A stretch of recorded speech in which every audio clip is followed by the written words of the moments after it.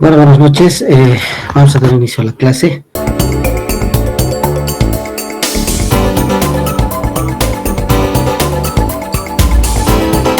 Para que vean, vamos a poner desde el principio, ¿ya?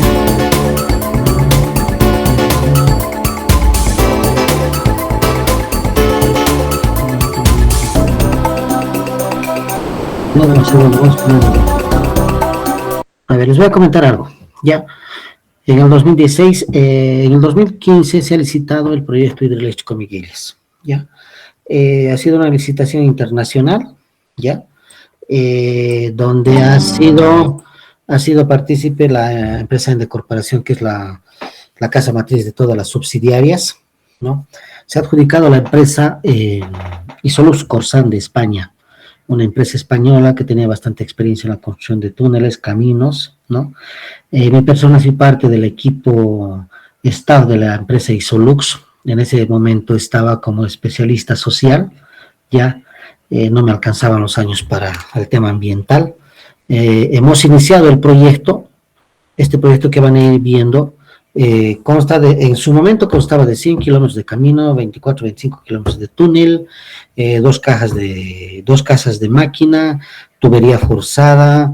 Tenemos un equipo alrededor, el pico, hasta el momento que hemos llegado, el proyecto contenía de alrededor de casi 600 personas en el proyecto, ¿no? Lamentablemente la empresa ha entrado en bancarrota y la empresa se ha tenido que ir y ha dejado el proyecto en un inicio recién. Ahora se está continuando, en Coreano está continuando el proyecto.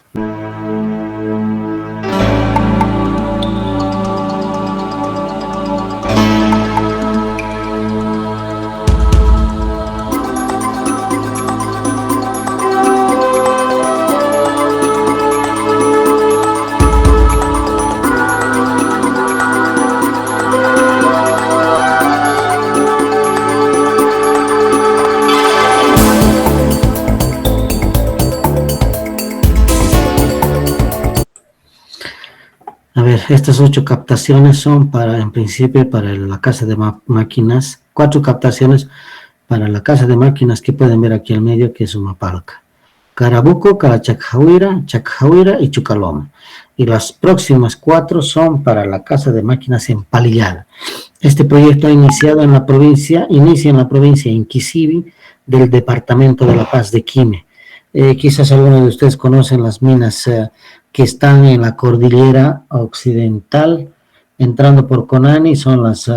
Hay varias minas, la mina Bolívar, la comunidad se llama Choquetanga, donde hasta ahora está la empresa Kobe, que termina el 2030 que han sido adjudicadas no me acuerdo, por unos 40 años, el 2030 termina.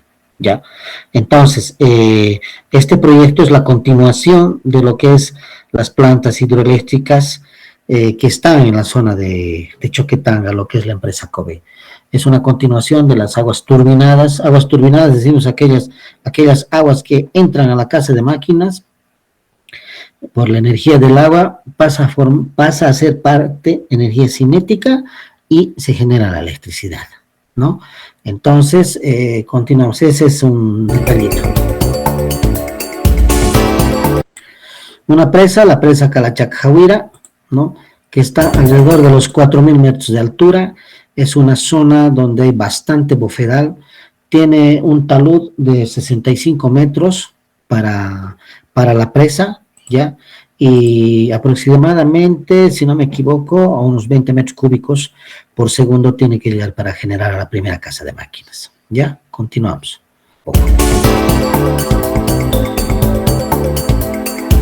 ¿Qué son las cámaras de recarga? Esta es la primera,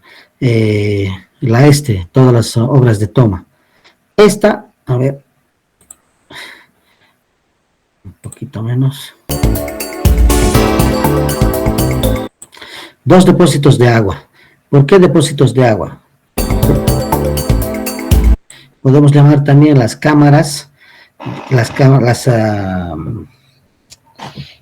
2 depósitos de agua, cámaras de carga, porque de aquí se instala la tubería forzada, que en ese entonces estaba diseñado para 2.2 metros, ¿no? Con un diámetro de 2.2 metros, y el grosor del metal tenía que ser de 3.5 centímetros, si no me equivoco, ¿ya?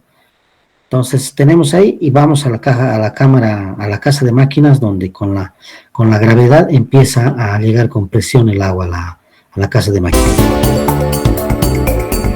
Ahí tenemos los 24 kilómetros de túnel y los 100 kilómetros de vías de acceso. Vías de acceso a todo lo que son las obras de toma, vías de acceso a lo que es la casa de máquinas, un túnel y los caminos para hacer y hasta llegar a Palillada. Son 100 kilómetros de caminos. Por si acaso este proyecto se ha recorrido desde su inicio hasta el final, se han hecho caminatas de alrededor de 15 días con topografía, con geología, para ver todos los aspectos que se tenían que tocar. Y bueno, como ya está en la parte social, para ver de hacer las liberaciones de las cámaras de carga, las casas de máquina y todos esos aspectos.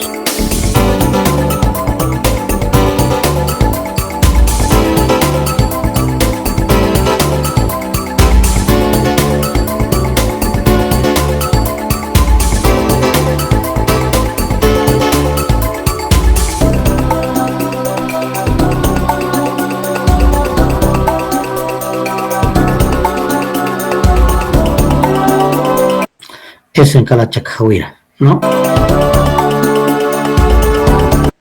Ahora, esta es la planta de Carabuco. La planta de Carabuco es donde todo el agua de todas las pequeñas hidroeléctricas que están en el camino a la comunidad de Choquetanga, todas esas aguas turbinadas terminan y se construye, se ha hecho la construcción, ahorita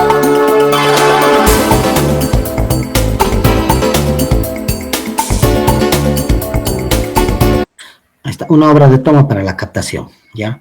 Para que estén un poquito más familiarizados. Esta es la planta de Carabuco, de Cobé.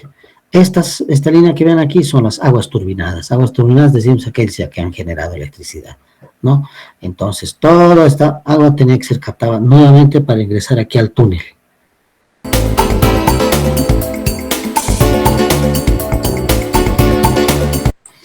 Esta es toda la obra de toma, donde están los sedimentadores. No nos olvidemos que el agua tiene que no tiene que tener sedimentos porque vamos a tener sino problemas en las paletas de las turbinas, ¿ya?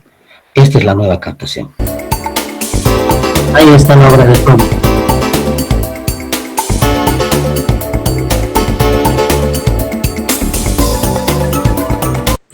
Esa planta, esa toma está a 2.870 metros de altura. Para que tomen en cuenta, y el caudal es de 4.46 metros cúbicos segundo. Ese es el túnel, la línea amarilla. Túnel Carabuco, 7.2. En su momento tenía que ser 13.5 metros, con una pendiente de menos 0.022. Por si acaso, el tema de pendiente se maneja muy bien porque cuando ustedes tienen un túnel construido, ese túnel debe ser revestido con hormigón en su totalidad. Y por la cantidad de agua que está manejando, debemos evitar que pase del 0.04% de pendiente, si no estoy mal, porque si no empieza a causar erosión en las paredes del hormigón, ¿ya? Ahí va. Ahora, estas son las otras obras de toma. Este proyecto en principio, este ha sido el diseño. Hasta ahora han tenido modificaciones hasta donde yo tengo entendido, pero este ha sido el diseño inicial. Estas son las obras de toma. Tienen sus desarenadores.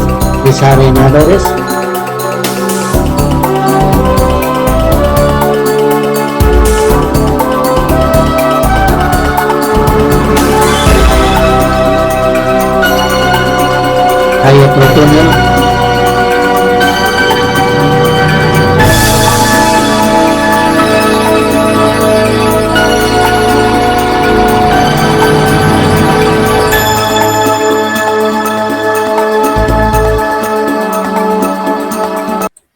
Donde ustedes han podido ver el inicio de la planta de Carabuco, estaba entrando al túnel. Esta es la salida del túnel, ¿ya? Este es un acueducto. A la izquierda pueden ver la comunidad a la derecha está la comunidad de Choquetanga Chico, a la izquierda está la comunidad de Villa San Juan. Este es el río Calachacahuira, ¿no? Se hace la captación de agua, ¿no? Y pasa por un acueducto para alimentar y otra vez entrar al túnel. ¿Ya?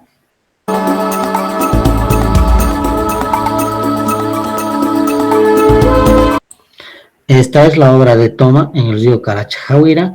Aquí tenemos los sedimentadores y por tubería tenía que ser trasladado hasta la salida del túnel y otra vez con el acueducto, a la salida del túnel que les he indicado, digamos el túnel A, la entrada, el túnel, la salida el B y la entrada el C, B y C.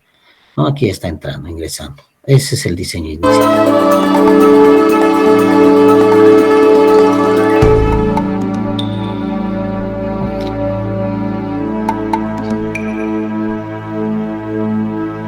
Ahí tenemos el túnel Carachajahuira, no, Humapalca, ¿no? Una longitud de 2.9, sección de 13.5.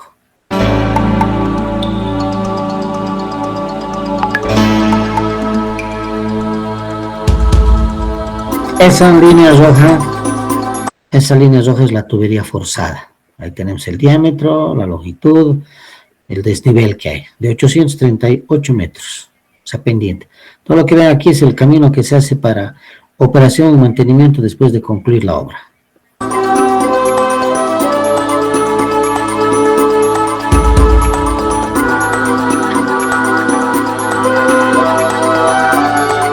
Esta es la cámara de carga, ¿ya? Donde tiene estas dimensiones 200 por 105 metros. Nosotros hemos liberado esa área, una profundidad de 6 metros y una capacidad de 80.000 metros cúbicos, ¿no? Una vez que esto debe ser alimentado, y esta es la tubería forzada que baja hasta la casa de máquinas de Humapalca.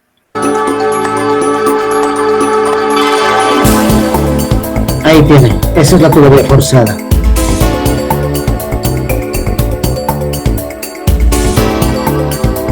Esa es la central hidroeléctrica, la primera casa de máquinas.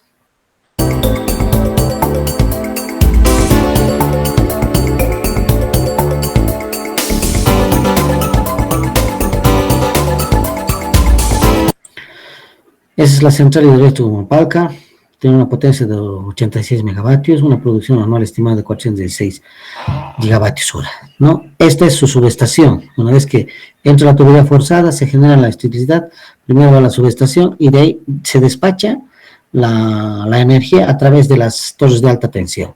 Para los trabajos de torres de alta tensión se hace el tema, todas estas actividades tienen su licencia ambiental, puede ser por una en general o hasta 2, 3 licencias, ¿no? Para el tema de las torres de alta tensión tenemos que tener el trabajo de ingenieros forestales para hacer el tema de desmonte, el tema de un inventario de todas las especies forestales que están en todo nuestro trazo, y hay que hacer la liberación en las comunidades adyacentes, en las que están en las inmediaciones. Ya, continuamos.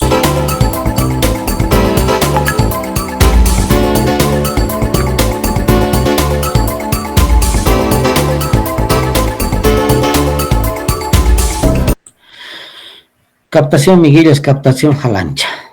De la casa, de la obra de toma de Carabuco, aguas abajo, todavía hay bastante agua que se va acumulando por otras cuencas, y aquí nuevamente se hace otra obra de toma con el respectivo desarenador y otra obra de toma para el río Jalancha, y se incluyen las aguas turbinadas para continuar el proceso aguas abajo para la otra central hidroeléctrica, para la otra casa de máquinas.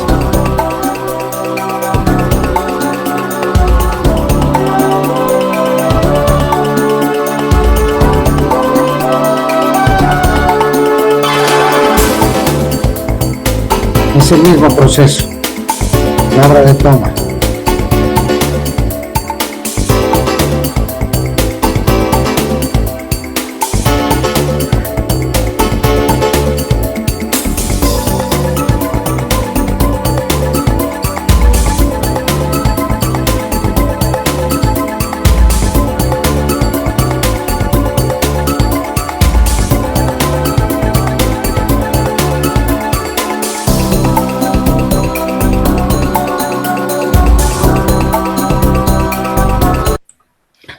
Tenemos la longitud, la tubería forzada de palillada, la longitud de 1573 metros, un desnivel de 755 metros.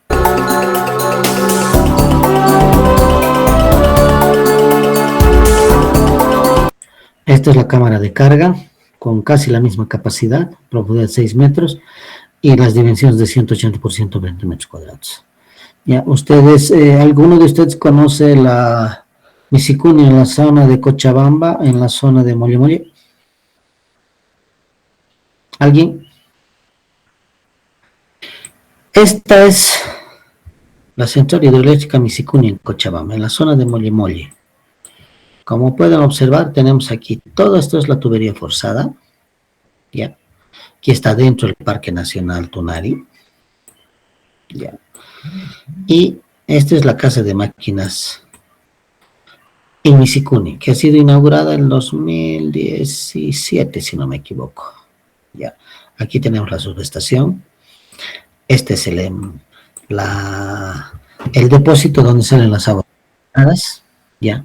Todo está, se puede ver, ¿no? ¿Me están siguiendo? No, entonces, todo eso, ya, es una área, esta es como una piscina súper grande, donde ha sido revestida con este material negro. Con la concepción inicial del proyecto hidroeléctrico Misicuni era llegar todo el Valle Bajo, Valle Central y Valle Alto de Cochabamba, ¿ya? ¿Por qué estamos teniendo problemas ahora? En su momento, toda esta agua, una vez que empezó a funcionar, toda esta agua iba al río. Si no me equivoco, eran alrededor de 1000 litros segundo, ¿no? Pasa que son temas políticos, toda esa agua debería entrar al sistema de agua potable de Cochabamba, pero cuando en el 2018, 17, 18, se ha hecho la instalación de Misicuni al sistema de agua de Cochabamba, como las tuberías son demasiado viejas, nunca se ha cambiado en Cochabamba, empezamos a reventar en todo lado. Justo nosotros estábamos en una reunión en el edificio Los Tiempos y el agua llegaba, la columna llegaba casi al octavo, noveno piso. Ya. ¿Qué es lo que pasa?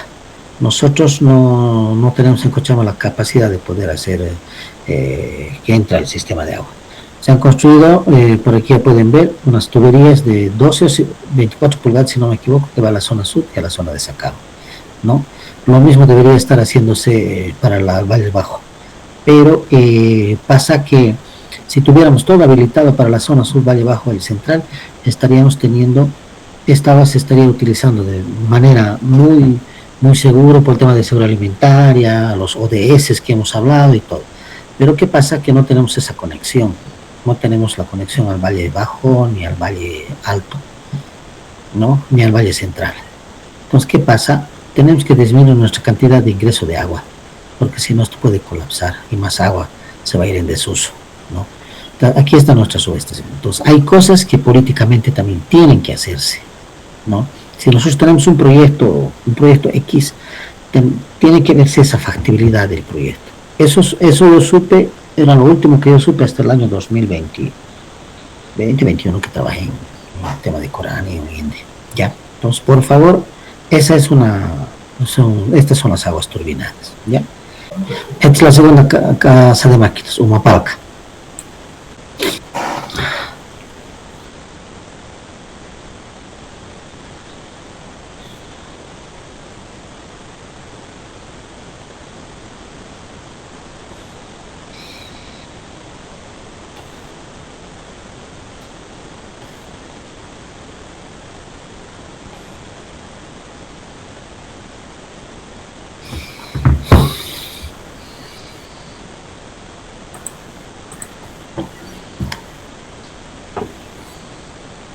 Esa es la tubería forzada.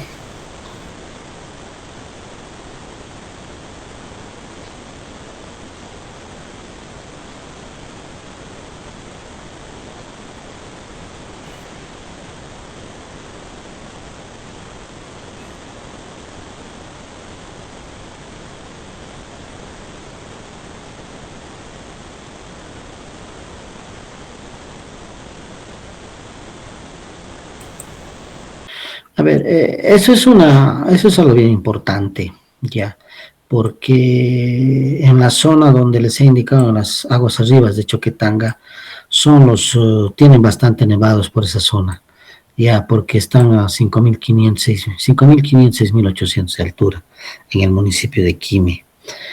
Es uno de los temas muy importantes, incluso que no se ha podido observar a largo plazo ese tema. Por ejemplo, no solamente en ese proyecto bueno, ha sido conseguido por el tema de las partes altas, donde si alguna vez ustedes van por Quime en la época de invierno, siempre cae nevada, incluso no se puede salir de ahí de la mina Bolívar, de esos lados, porque a veces la nevada llega hasta 1 metro, 1 metro y medio de altura.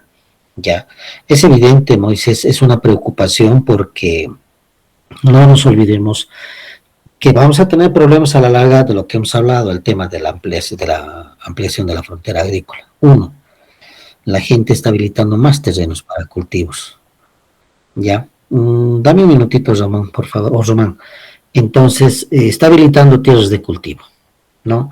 No estamos pensando que aguas arriba, toda nuestra masa boscosa está siendo talada. No tenemos planes de manejo o planes de manejo integrado de cuencas, como sucede en la zona de Cochabamba, en el Parque Tunari, ¿no? Porque usted sabe que el tema de todo lo que significa, hablábamos el otro día de que mi proyecto iba a reforestar con el tema una especie de quehueña, la Polilepis, no me acuerdo. ¿Por qué? Porque tenían características para poder agarrar la nieblina, gotas de las neblinas, después el tema de la mañana, el rocío de la mañana. ¿Por qué? Porque sus hojas más ásperas. No se ha pensado eso. En el proyecto hidroeléctrico San José, donde inicia toda la cuenca que está el río Arasti está alimentando, lamentablemente, como está entre Cochabamba y Santa Cruz, está a partir del kilómetro 72, que es el cruce de Tablas Monte, ya se ha tenido bastante deforestación, ¿no? Entonces, a la larga sí va a haber ese problema. Pero en otros países, cuando están teniendo este problema, ¿qué hacen? Agarran, sale el agua turbinada al embalse de las aguas turbinadas y se bombea nuevamente arriba al embalse de compensación. Ya se está haciendo este trabajo. ¿Por qué? Porque con el tema del cambio climático estamos teniendo problemas con la lluvia. Exceso de lluvia, sequía, todos esos aspectos. Y también estamos teniendo el tema de la deforestación. Y es ese tema que no se ha podido ver a la larga, ¿no? Los próximos proyectos, que hasta donde yo he visto y he estado en algunas reuniones en proyectos que para continuar, las financieras, en este caso los franceses que han querido financiar el tema de otras hidroeléctricas, han indicado que la parte ambiental tiene que ser fuerte, precisamente viendo estos aspectos, y debería estar contemplada alrededor de 5 a 6 millones de dólares por el tema de reforestación y la parte ambiental. En su momento no se ha aceptado porque era un monto alto, ¿no? ¿Por qué? Por el tema de cumplimiento de los ODS, el tema de cambio climático y además el tema gubernamental, seguramente sus políticas de financiamiento del Estado francés son más complicadas en ese aspecto, ¿no? Mira, eso es cierto. Ya en la anterior clase habíamos hablado del tema de todo lo que significa el tema de los eucaliptos, ¿no? Es muy complicado, a mí particularmente, a mí no me gusta esa especie, porque se absorbe como 20 litros de agua por día a la planta, ¿no? Luego, ¿por qué hay tanto eucalipto en la zona de Quime? Es un referente en la época de la colonia y después para las operaciones mineras, los callapos, que el eucalipto era la madera más aconsejable por ser dura, ¿no? Entonces, si alguien ve o entra al Google, pones Quime y ahí te sale toda la falda del cerro que va hacia Choquetanga, donde nosotros hicimos las ampliaciones de los caminos para el proyecto, lleno de eucalipto. Cosechan, el momento de cosechar están ocasionando erosión para que todos los bolillos lleguen al camino, carguen al camión. Entonces es una actividad que sigue todavía en demanda, pero a la larga vamos a tener serios problemas. La zona de Quime, para todos los que no conocen, es una zona con bastante agua, es bastante húmeda. Del municipio de Quime llega el río hasta el límite entre La Paz y Cochabamba, lo que es el puente Sacambaya, que en su momento tenía que ser una construcción, ¿no? Entonces es bastante cantidad de agua. Imagínense si no hubiera eucaliptos, sería mucha más agua, porque en la parte alta donde están las minas Bolívar, todo ese grupo de minas, hay bastantes bofedales, hay bastante agua. Si tú has estado por ahí, Román, debes conocer esas minas y sabes muy bien de lo que estamos hablando. Ahora, lo que son las partes de los nevados tienen bastante, bueno, había bastante nevada ahí, pero ahora no sé, no tengo ni idea. Yo hace como 7 años que he salido yo de ahí. Entonces, esa es una de las situaciones, ¿no? Algunos casos no se ha visto, el tema del cambio climático está más fuerte, no se ha previsto esa parte, ¿no?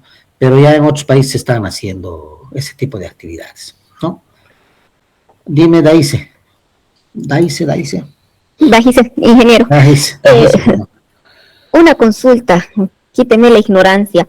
En el tema de las aguas turbinadas que está hablando, al pasar por las turbinas, ¿cambian sus características del agua? ¿Tiene algún componente o se puede largar directamente hacia un cuerpo de agua natural o requiere de algún tratamiento? O sea, ¿se vuelven algo especial o no?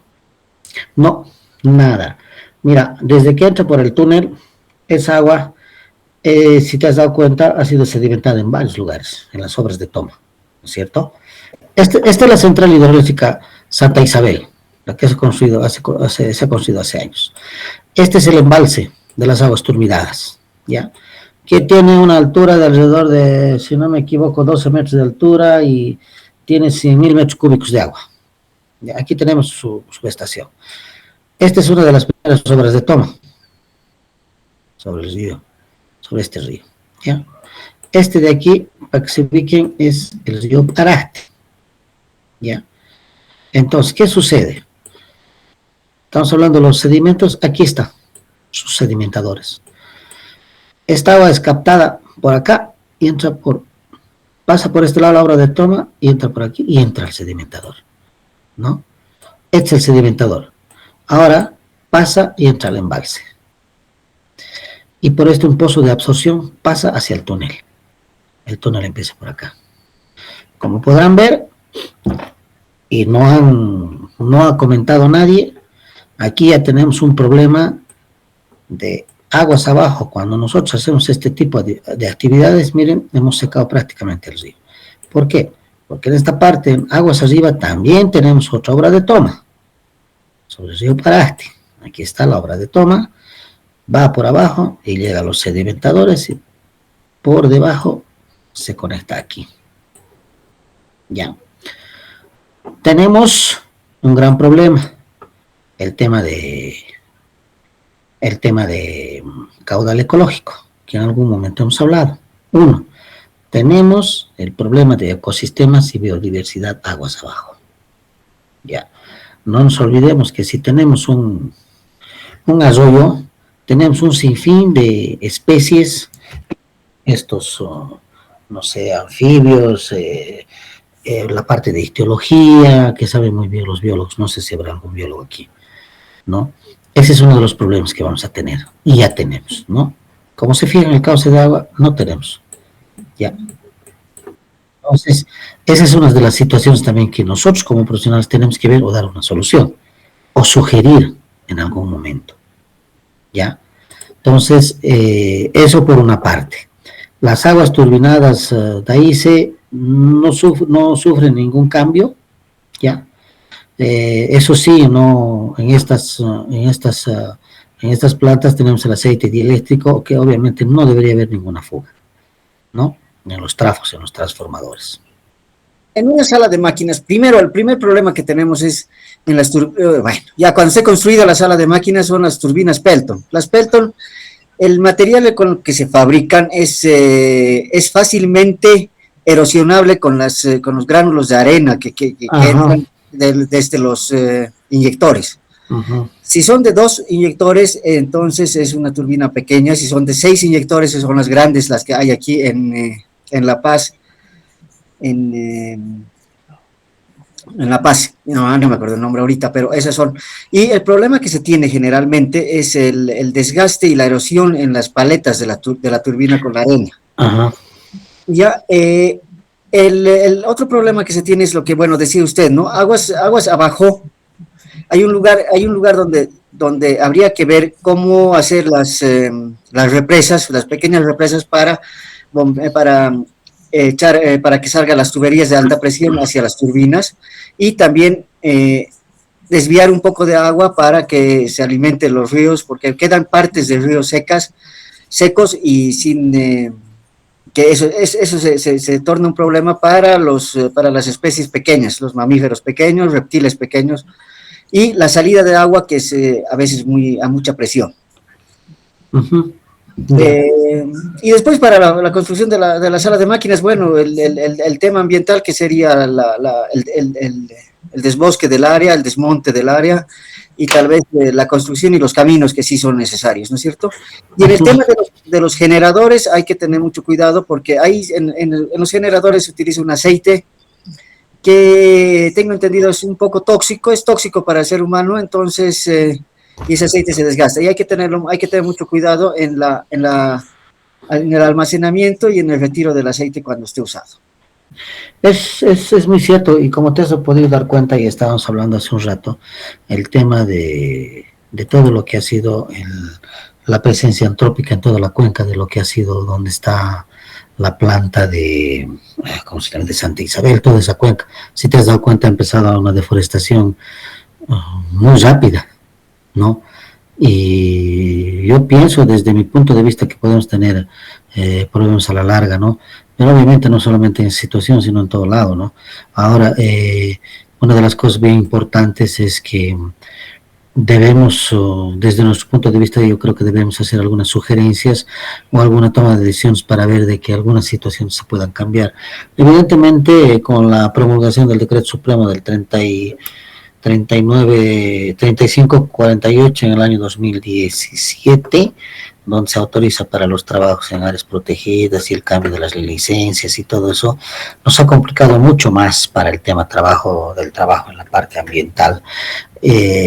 Prácticamente se han autorizado para hacer trabajos de minería, en este caso hidroeléctricos, lo que vemos, lo que es de Ibirizo en el Parque Nacional Carrasco. Seguramente tú, Carlos, has debido conocer lo que era Cehuencas, pero que era una hermosura de lugar, que tú ibas y si han tenido la oportunidad o alguien nos ha comentado, tú ibas y era como un colchón de materia orgánica que caminabas. El río podías ir a pescar porque estaba lleno de truchas, pero ahora debe estar un desastre. No sé si las medidas de mitigación se han realizado como deberían de ser, pero ha habido varios aspectos en esa licencia, incluso ha habido el traslado de especies de los anfibios, unas ranas y de las orquídeas de especies, ¿no?, que son endémicas del lugar. Entonces son situaciones que hay que ir viendo o analizando qué tipo de acción podemos tomar o podemos sugerir en tema de la mitigación de los impactos que estamos causados por nuestra actividad. Sí, eso es cierto, pero hasta donde, mira, yo te comento, yo he hecho una tesis hace unos 3 años en Corani, donde he pedido la medición de alrededor de 15, 20 años y me han entregado solamente para hacer el trabajo de tesis. Ya. Entonces Corani, tú sabes desde no sé qué año funciona, pero sí tiene sus datos, ¿no? Pero son pocas empresas o instituciones que tienen eso, ¿no? Y esos datos son muy importantes para poder hacer proyectos, estudios y todo eso, ¿no? Y creo que hasta ahora todos los días hacen las mediciones, ¿no? Si no me equivoco. Sí, tenemos distintas estaciones a lo largo de todo el río, bueno, de varios ríos, no solo del principal, sí. Pero como les digo, eso es pues una excepción, o sea, en el país tan grande que tenemos, no se tiene pues mediciones en un montón de causas, ¿no? O sea, son muy pocos lo que se tiene, y cuando se tiene, Si digamos que Dani tiene es porque ha tenido su unidad de biología desde hace años y ha mantenido nomás los datos de manera sistemática. Pero hay otros lugares donde hay proyectos para poner hidroeléctricas y todo eso, donde digamos que los datos pues son muy limitados, más bien hay algo, ¿no?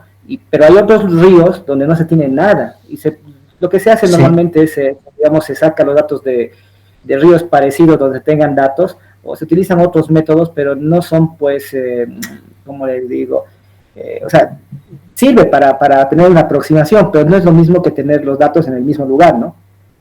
Exactamente. Yo les comento una anécdota. Yo el 2022, estaba iniciando, justamente pedí esos datos a Corani, mediante nota, y la universidad donde estaba iniciando mi tesis doctoral. Entonces uno empieza a preguntar, a buscar. Yo he encontrado a una ingeniera civil, no sé, quizás tú tienes algún dato, Carlos, que quería ver el caudal ecológico, todo lo que era el río Beni. Tanto buscar, yo fui a una de sus charlas en la universidad, de la Facultad de Tecnología, pero a mí me he quedado impresionado con el tipo de tesis doctoral que quería hacer.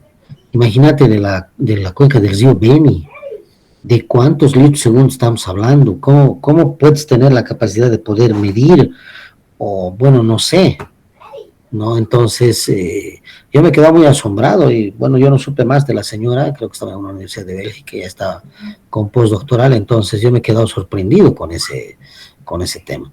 Imagínense, ustedes conocen el río Beni, entran al Google y el espejo da a algunos lados, el ancho llega a 250, 300 metros, yo he podido recorrer desde lo que es Palos Blancos hasta las comunidades mosetenas antes del Bala, y es tremendo, ¿no? Entonces, bueno, yo dije que tenga mucha suerte porque es un trabajo demasiado para mí, hilar fino, ¿no?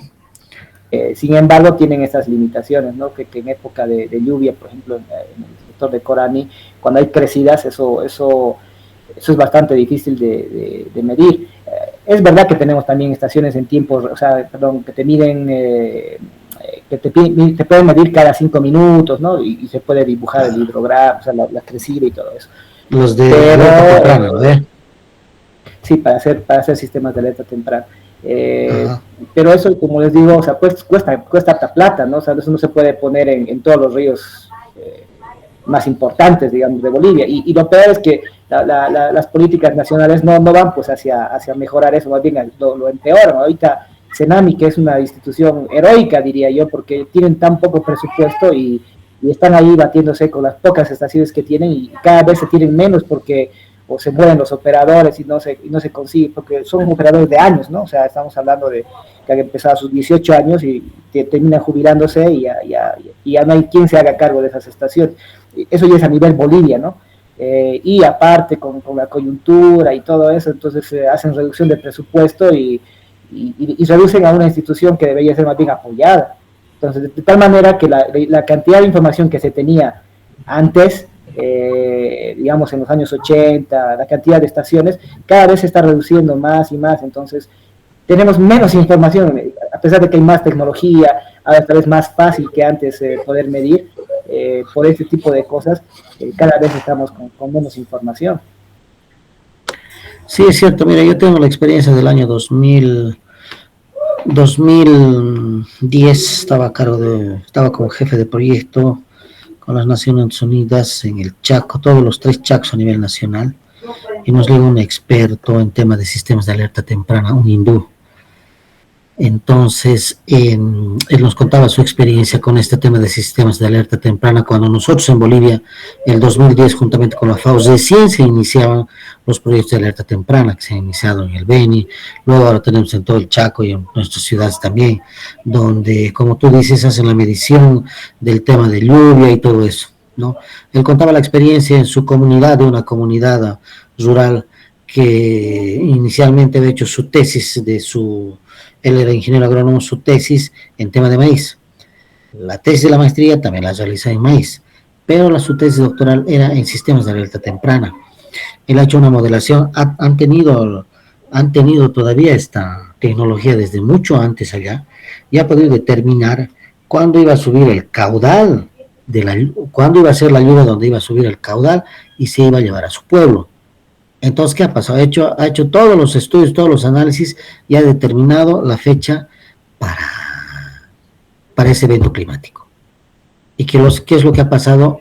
Ha resultado cierta y han desalojado a la comunidad y todo el turbión y la mazamorra se ha llevado a toda la comunidad, pero no ha muerto ninguna persona. Esas son las ventajas de tener tecnología. Pero como dices, Carlos, nuestras autoridades, bueno, están pensando en otras cosas, no sé si en el bienestar nuestro o en el mejoramiento de toda nuestra calidad de vida, como dicen los ODS, o qué es lo que piensan, porque al final hemos tenido una transición de un gobierno de 15, 18 años que realmente nos ha vaciado los bolsillos, pero bueno, seguimos en eso, ¿no? Tenemos que tomar en cuenta todas nuestras actividades, obras o proyectos, de acuerdo a los financiadores, ya sea el Banco Mundial, el CAF, la IFC, ya sean en temas de minería o proyectos de envergadura, como en este caso las hidroeléctricas, el tema de carreteras y otros proyectos que últimamente el BID están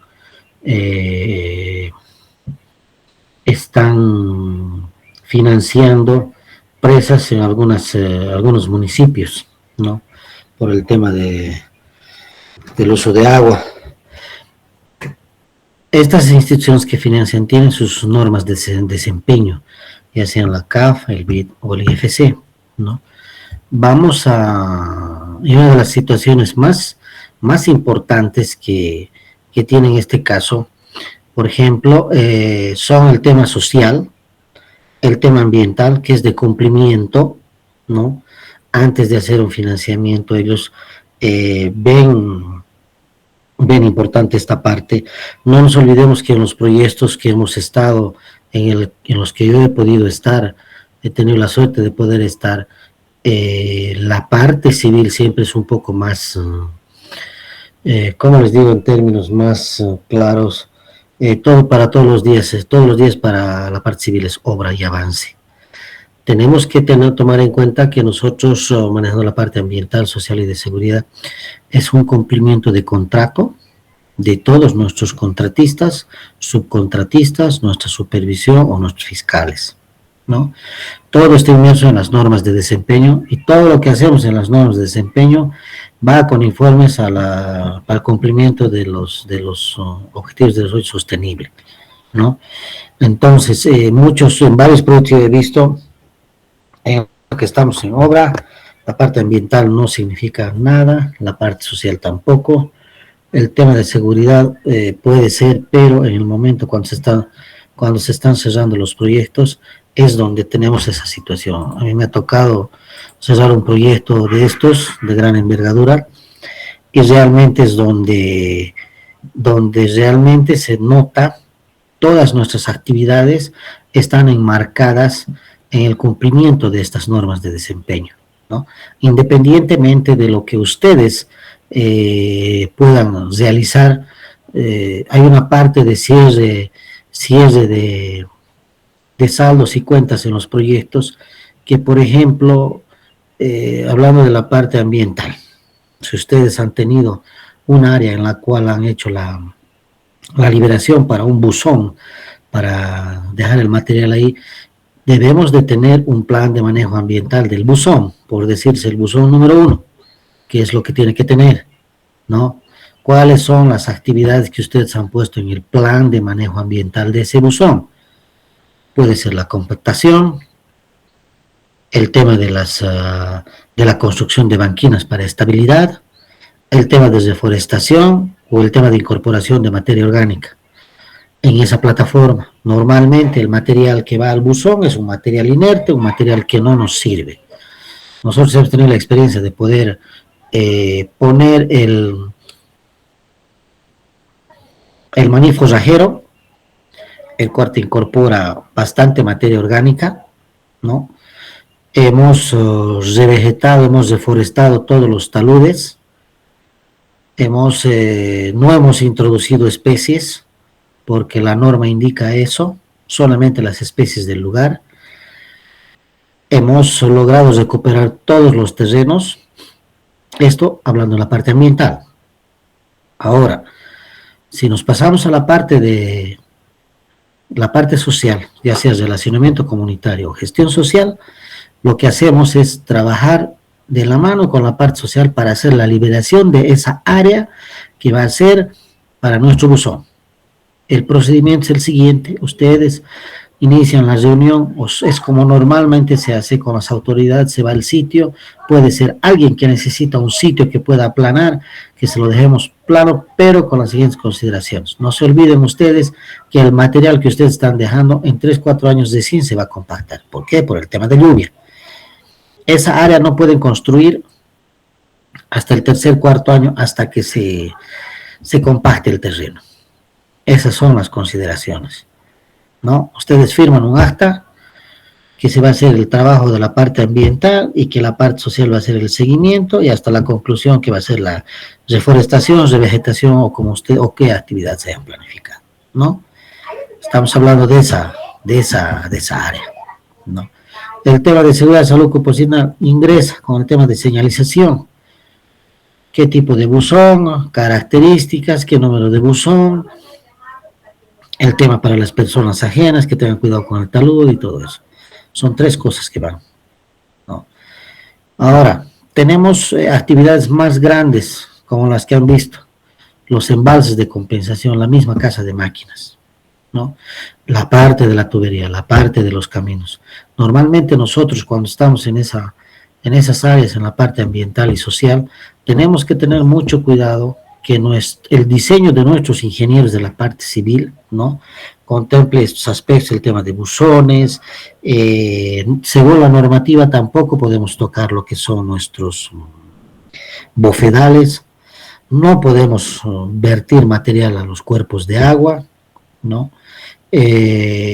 Tampoco en temas de construcción, si estamos haciendo una tubería forzada, de todo el hormigón que necesitemos para la construcción de la casa de máquinas, la construcción de la tubería forzada, todo lo que signifique con hormigón tiene que ir a un buzón. Es lo que debería de hacerse, es lo que se recomienda y es lo que dice el PPM pasa, ¿no? El plan de prevención y mitigación y el plan de adecuación y seguimiento ambiental, ¿no? Nosotros tenemos que tener eso a la mano y hacer el cumplimiento. Por ejemplo, ¿cuáles serían, de principio, ahí va la pregunta, cuáles serían nuestras actividades para mitigación del polvo? Si alguien me puede decir en 2 casos. Ya, Daís, ahorita te doy la palabra, dame un segundo. En 2 casos. 1, en el tema de caminos, ¿cómo mitigamos? 2, en tema de túneles, ¿cómo mitigamos? Entonces, ¿cómo mitigamos? En tema de construcción de los túneles, tenemos bastante hormigón. ¿Cómo mitigamos? ¿Alguien puede comentar al respecto? Ya. El tema de caminos, sí, el tema de humedecimiento, pero tenemos que tomar en cuenta que hay que ver la frecuencia, hay que ver cuáles son nuestras áreas donde están con más movimiento de vehículos. Tenemos que ver qué cantidad de agua estamos utilizando y de dónde estamos tomando el agua. 2, en el tema de túneles, si se ponen geográficamente dentro de un túnel que están trabajando con hormigón, lo que normalmente es que se maneja bastante agua, ¿ya? Entonces, ¿qué podemos hacer? Podemos hacer con un politubo un círculo en la misma dimensión del túnel.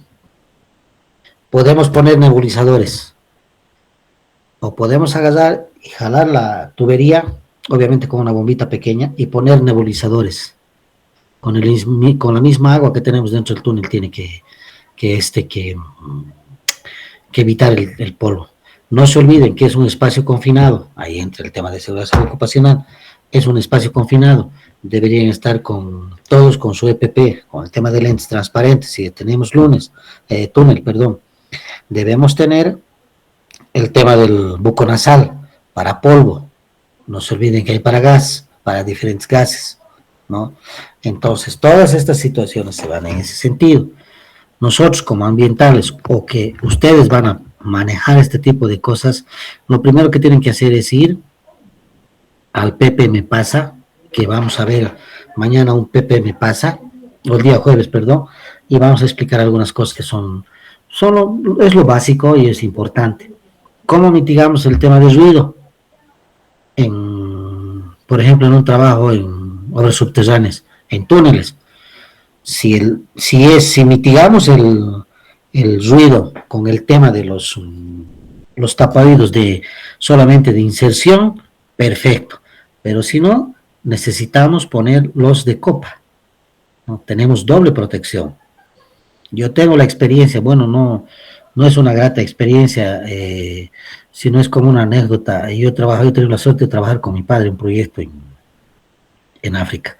Él era encargado de todo lo que era el montaje de las áreas industriales, chancadoras, obrador, pero él no tenía cuidado de utilizar el tema de los protectores auditivos. Siempre teníamos conversaciones y, bueno, y al final ha tenido problemas con los oídos. No nos olvidemos, ha ido perdiendo de a poco el tema auditivo. No nos olvidemos que cada una de nuestras actividades que están en nuestro proyecto es por el bienestar nuestro. ¿Por qué? Porque, como dicen vulgarmente, si uno no se cuida, nadie nos cuida, ¿no?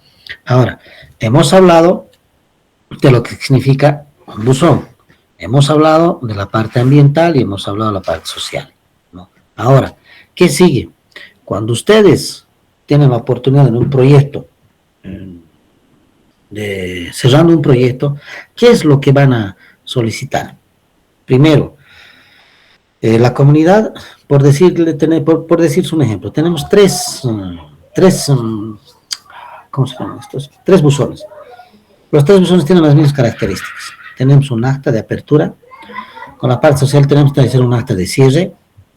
Esa acta de cierre va como respaldo a nuestro PPM Pasa en la parte ambiental, es el cumplimiento. ¿Qué hacemos en el tema de seguridad salud ocupacional? Agarramos y vemos el cumplimiento de la empresa, lo que ha sido el tema de pago de salarios. Si no tienen algunos juicios por el tema de recursos humanos, por tema de trabajadores, puede haber un accidente.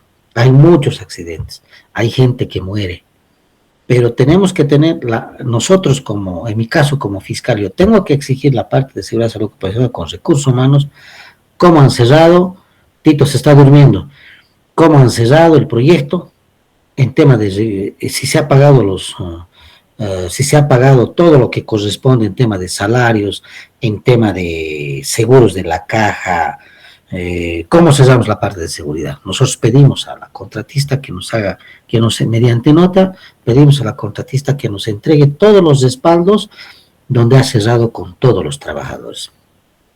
Porque tengan por seguro que cuando están cerrando un proyecto, ustedes van a ser los primeros en pecar, porque la parte ambiental, social y de seguridad se firma un acta y se pagan los saldos, ¿no? Entonces, así en pequeñito es como es el procedimiento, ¿no? En lo que es la parte ambiental, hemos hablado de un caso pequeño que es un buzón. Imagínense el tema de un camino, el tema del material normalmente no tiene que ir hacia abajo, algunas veces tenemos camiones que están a la orilla del río. Nosotros hemos tenido mala experiencia que todo lo que hacían lo botaban al río y ha sido problemas tremendos, ¿no? Por eso tenemos un estudio de evaluación de impacto ambiental, tenemos unas medidas de mitigación, las cuales en lo posible tenemos que hacer cumplir, ¿no? ¿Qué pasa si tenemos incumplimiento? Viene la autoridad ambiental departamental, digamos en nuestro caso la gobernación de Cochabamba, viene a hacer una inspección, nos dice esto está mal, esto no está de acuerdo a sus medidas de mitigación, corrijan. Podemos corregir. Pero ¿qué pasa? Más adelante, si ustedes están en una actividad minera, en una operación minera, ese tipo de situaciones no hay. Con la experiencia nosotros hemos tenido ya de este proyecto y el anterior, que manejaba la parte ambiental social, estábamos como superintendencia de las 3 áreas. Esta En minería es el único tipo de operaciones que puedes ir a la cárcel. El ambiental, ¿por qué? Porque está firmando, no se olviden que presentar un informe medioambiental es una declaración jurada. Y si viene la inspección y toma muestreos que nosotros hemos mostrado que supuestamente nuestros límites no estamos sobrepasando nuestros límites permisibles, especialmente en tema de agua, y resulta que toman muestras y es así, estamos en 6 problemas. Podemos tener medidas cautelares y nos pueden meter y vamos a estar sin sol por lo menos unos 3 a 5 meses, ¿no? Entonces, ustedes como profesionales tienen que tener mucho cuidado, hay que preguntar la normativa, hay que leer cualquier situación. Yo para el día de mañana, para el día jueves ya va a estar en la plataforma todo esto que estamos conversando, el tema de todo lo que son la normativa ambiental, en tema minería, la ley 535, la 367, el tema de lo que es para actividades mineras, una de las normativas de la ley 333. El RAM. El RAM, también vamos a poner la ley INRA, lo que es la madre tierra. Todo eso está enmarcado para que ustedes tengan conocimiento y puedan trabajar un poco más sueltos de lo que significa el cumplimiento de la normativa en la parte ambiental. Lamentablemente no tenemos una normativa de lo que es en la parte de gestión social o relacionamiento comunitario, pero sí nos basamos en lo que es la ley de la madre tierra, el tema del INRA, después una parte puede ser también el tema de la ley forestal, ¿no? Y en el caso minero, o en algunos proyectos también puede haber, por ejemplo, el tema de carretera, el tema de asentamiento o compensación por nuestras actividades, ¿no? En el caso minero normalmente son montos muy fuertes porque ahora en este proyecto que yo estoy, somos uno de los proyectos, las reservas más grandes de plata en el mundo que se ha encontrado, que está en Potosí, ¿no? Nuestra área de explotación a cielo abierto va a ser alrededor de casi 180 hectáreas, va a ser a cielo abierto, open pit. Vamos a hacer vamos a excavar alrededor de casi 200 metros de profundidad. No va a ser por túneles, va a ser a cielo abierto. Imagínense el grado de contaminación que vamos a tener de los cuerpos de agua, ¿no? Entonces, todas estas actividades tienen que marcar, estamos hablando de algo pequeñito, de un buzón. Imagínense si fuera de una casa de máquinas, es grande, una subestación, el tema de las líneas de alta tensión, por ejemplo, el tema de líneas de alta tensión, ustedes tienen que determinar, el diseño del proyecto nos determina qué torres van a ser instaladas, tenemos que ver el vano, normalmente lo que se hace en la liberación, si nos piden 60 metros, es del eje de las torres de alta tensión, 30 metros a la derecha, 30 metros a la izquierda. No podemos tener especies forestales debajo de nuestra línea de alta tensión más de 3 metros de altura. Todo tiene que ser rosado, ¿no? Todo tiene que ser cortado por debajo, ¿no? Obviamente, esto se hace con el tema de todo lo que es, por ejemplo, a ver, les explico una parte pequeña y les voy a dar también una bibliografía al respecto. Si nosotros tenemos una torre de alta tensión, si tenemos que hacer la liberación, tenemos que ver primero de quién son los predios, cada uno de los dueños. ¿Cuánto nos va a costar? Por ejemplo, estamos en el trópico. Una planta ahí entran el avalúo, que son los agrónomos, normalmente. ¿Cuánto costaría una planta en su 7º año de producción? Digamos, una planta de mandarina, una planta de naranja, una hectárea de plátano, todos esos aspectos. Y el agrónomo nos da el detalle. Si vamos a afectar, por ejemplo, de Tito, vamos a afectar la línea de alta tensión, digamos, está pasando y estamos afectando alrededor de 5.000 plantas. ¿Cuánto cuesta cada planta en producción? Se determinará el agrónomo y nos dirá, cada planta tiene un valor de bota, por decirte, un valor de 1.200 en cada cosecha. Pónganle por 5.000 plantas, ese es el resultado que tienen. Y ahí se empieza la negociación. Ahí entra el gestor social. Normalmente, en este caso, yo por mi experiencia, las personas que tienen un poco más de tino en este aspecto son los agrónomos. ¿Por qué? El tema de negociación, o el tema de las especies forestales, puede ser, o las especies frutícolas, el tema de si en este caso fuera pasto para ganado. Muchos de los agrónomos hablan quechua, en este caso les estoy hablando de los valles, ¿no?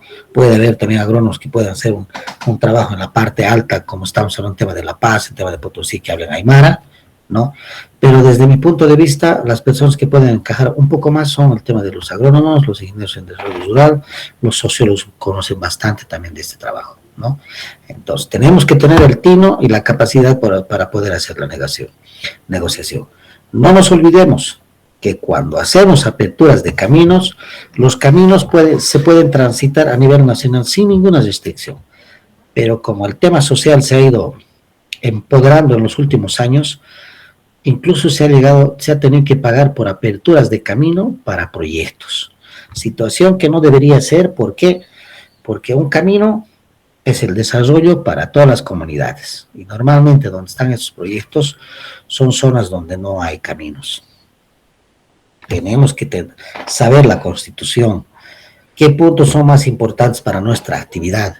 Obviamente no les estoy indicando que puedan leer la ley 1333 de punta a punta, pero sí tenemos párrafos, acápites que sí encajan a nuestras actividades o proyectos, ¿no? Tenemos que, lo que yo siempre recomiendo es, tienen que interesarse un poco más para poder leer, ¿no? Investigar, preguntar. Ustedes tienen mi número, si mañana pasado están en un proyecto, no tengan problema, pregúntenme, llámenme. Uno siempre pregunta a alguien, ¿no? Entonces, en tema de caminos, yo he visto que hay gente que ha pagado, situación que no puede ser, ¿no? El camino me beneficia a mí y me beneficia a la gente, pero bueno, son situaciones que se dan, ¿no? Ahora, el tema minero es más complicado, porque hemos hablado del tema del agua. Las operaciones mineras normalmente están arriba de los 3.500, 3.800 metros de altura. En la operación que yo estoy actualmente son 4.100 metros.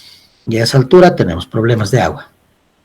A esa altura tenemos que tener un dique que va a tener una presa que va a tener altura de 110 metros de altura, ¿no?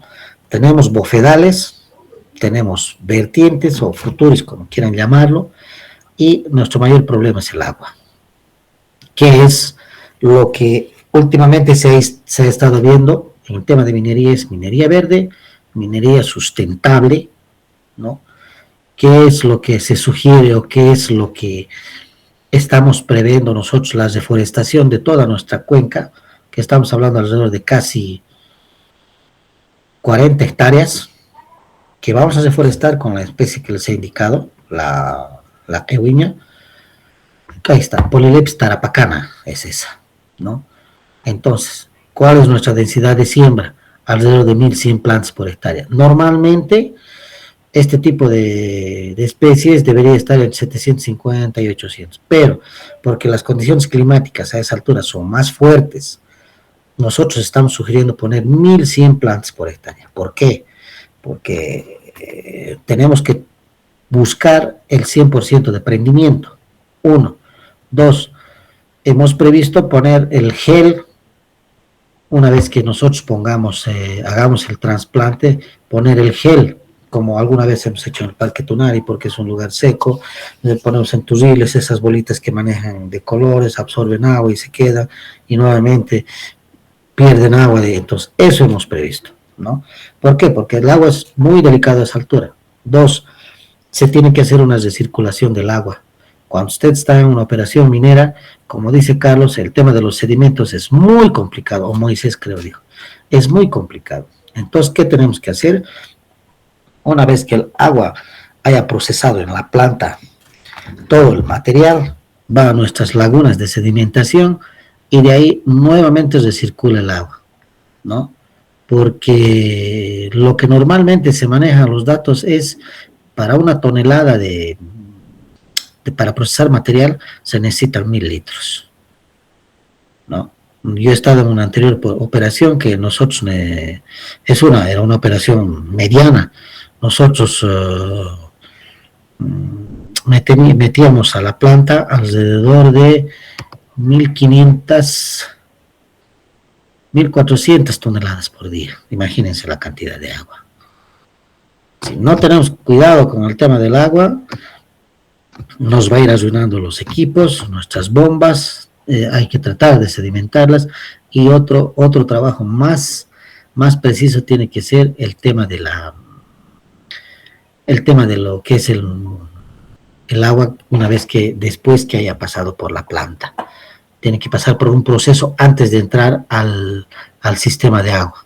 No se olviden que aguas abajo tenemos comunidades y un escape de aguas contaminadas de seguro para nuestra operación. En el tema minero es mucho más complicado porque, pónganse, nosotros tenemos previsto una flota de alrededor de 45 camiones por día, 24 horas en 3 puntas. En minería se trabaja por puntas, son 3 turnos de 8 horas, ¿no? Imagínense la cantidad de vehículos que vamos a tener, y si nos paran todavía nuestro trabajo, en un día, ¿cuánto perdemos? ¿No? Entonces, la parte social es bien fuerte en el tema minero, ¿no? Tenemos que tener todas estas actividades, y ahí va la pregunta: ¿alguien tiene idea cómo es la parte social en minería o en proyectos carreteros, hidroeléctricos? Por favor, si alguien puede comentar qué experiencia ha tenido, y en función a eso vamos a ir detallando más cosas, y el día jueves vamos a tratar de pasarles algunos documentos, digamos, que sean básicos para poder ver la parte social. Es eso correcto, porque no nos olvidemos una situación que es bien importante. Nosotros cuando estamos en la parte social siempre es delicada porque como la gente, las comunidades campesinas, las TCOs, las comunidades indígenas originarias se han empoderado bastante, ¿no? Entonces hay que tener un cierto tino, o como yo digo, hay que hacer una marca personal, como cuando estás jugando fútbol de salón, ¿no? Tenemos que estar al tanto con las autoridades, las comunidades, las mujeres, los niños. ¿Por qué? Porque tenemos maquinaria en movimiento, tenemos vehículos, tenemos camiones transitados por gente del lugar. Alguna vez ha pasado que alguien ha pisado una gallina y nos han cobrado 200 bolivianos por la gallina. ¿Pero por qué tan caro? Porque era la gallina la que más huevos ponía, ¿no? Entonces tenemos que tener mucho cuidado de eso, porque muchas veces pasa que por ahí el dirigente se ha soñado mal ayer y hoy día nos viene a molestar y nos dice: bueno, necesito esto, ustedes no han cumplido. Lo siguiente, para varias actividades la consulta previa sí, ¿ya? Temas carreteros hidroeléctricos sí, más aún peor en minería, la licencia social. ¿Por qué? Pónganse un ejemplo que nosotros somos todos una familia y tenemos 100 hectáreas y estamos, todas nuestras casas están en las 100 hectáreas, tenemos terrenos de cultivo, tenemos ganado. Resulta que son cuadrículas. Entonces, ¿qué pasa? Tiene que haber una consulta previa y licencia social. Nosotros, como de la comunidad, tenemos que dar una autorización a la empresa para que empiece a hacer los trabajos.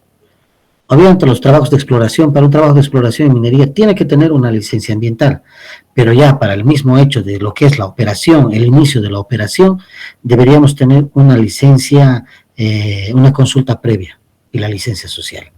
Y uno de los aspectos bien importantes que tenemos que mantener es la licencia social bien activa. La parte del cumplimiento te va a exigir el financiador también, ¿no? Porque si nosotros tenemos por decirte, un proyecto carretero, ¿no? Y nos van a pedir, ellos tienen sus normas de desempeño. Entonces, dentro de las normas de desempeño está incluida la consulta previa y también la licencia social en caso de minería, ¿no? Entonces, de acuerdo a la Constitución Política de Estado, lo que son las tierras comunitarias de origen, igual, ¿no? Yo les cuento una anécdota. Nosotros estábamos en una anterior operación a esta última, donde tenemos porque el proyecto se está reactivando, son tierras comunitarias de origen, ¿no? Son comunidades aglutinadas que tienen solamente 3, obviamente que en cada comunidad tienen su sus autoridades, pero todos ellos exigen a uno, escogen a uno, eligen a uno. Entonces, esa persona es la que está encargada juntamente con su comité, y es tierra comunitaria de origen, y en la Constitución Política del Estado indica. Además, tenemos otra normativa en lo que respecta a las tierras comunitarias de origen, ¿no? Entonces, el tema del financiador, en parte de la licencia, sí, ¿no? Porque yo he sabido que en un proyecto, y es algo que nunca se debe hacer, ¿no? Han hecho llegar, yo he visto la nota, han hecho llegar la nota al dirigente de la comunidad y han indicado, señor José Pérez, estamos enviando esta carta con el siguiente motivo. Necesitamos una carta de parte de la comunidad firmada por usted, donde indica que están de acuerdo con el proyecto, porque necesitamos hacer para el trámite de la licencia ambiental. Y si en caso de que ustedes no nos entregasen la carta firmada por usted autorizándonos, nuestro proyecto no va a continuar. Entonces, ese es un caso error que puedes hacer con la comunidad. Y he visto que la comunidad no ha entendido muy bien la nota, tampoco ha respondido. Pero si alguien con un poquito más de criterio, con alguna formación va y le muestran la nota y va a decir, bueno, no les daremos, porque ese proyecto no va a seguir, ¿no? Entonces son cosas que hay que manejarlas muy bien. El tema de los financiadores te exigen, ¿no? El tema, parte de lo que es la ley minera también te exige, porque no nos olvidemos que la JAM hace una consulta previa, ¿no? Entonces, en diferentes etapas hay diferentes situaciones, ¿ya? Tenemos el video que hemos podido observar de lo que ha sido la hidroeléctrica de Miguiles. ¿Qué parte del video les parece mucho mejor para poder un poquito trabajar sobre todo lo que hemos ido hablando? ¿Qué actividades de mitigación harían? ¿Qué actividades tomarían en cuenta para el tema de la parte social? ¿Y qué parte sería la más delicada en cuanto se refiere a los trabajos? En tema de seguridad y salud ocupacional. Esto les pongo el ejemplo, ¿por qué? Porque puede ser que se dé ese tipo de situaciones. Obviamente nosotros no manejamos, mi persona, por ejemplo, yo siempre he sido a ser encargado, responsable para manejar gente de seguridad y salud ocupacional, porque son muchos procedimientos, son muchas cosas que hay que hacer hay que hacer varias cosas. Pero yo les pongo esta figura para que ustedes puedan tener un poquito más de experticia y conozcan cómo se puede hacer, ¿ya? Entonces, rapidito, antes que nos llegue el tiempo, ¿qué parte del video ustedes quisieran hacer el trabajo? Donde puedan aplicar todos estos que hemos ido hablando, y mañana, el día jueves más, vamos a reforzar el tema de lo que son las actividades de mitigación, el tema de lo que es la parte social, y si gustan, les pongo a consideración el tema de seguridad y salud ocupacional más. Yo no les voy a complicar la vida, solamente quiero que sean precisos, por favor, con esta aclaración. Les voy a escoger una parte del video donde les voy a decir que quiero que vean qué cosas se implementarían en la parte ambiental y qué cosas harían en la parte de seguridad, salud, o digo, en la parte de gestión social, para que tengan una idea, ¿ya? El tema de actas, no nos olvidemos, eso mañana, el día jueves, vamos a reforzar que hay que hacer un código de ética y de código de conducta y ética, hay que hacer un plan de gestión social para que es nuestro proyecto, todo eso el día jueves más detalles les voy a dar, pero ya para mañana espero hasta esta hora tener toda la instrucción del trabajo final.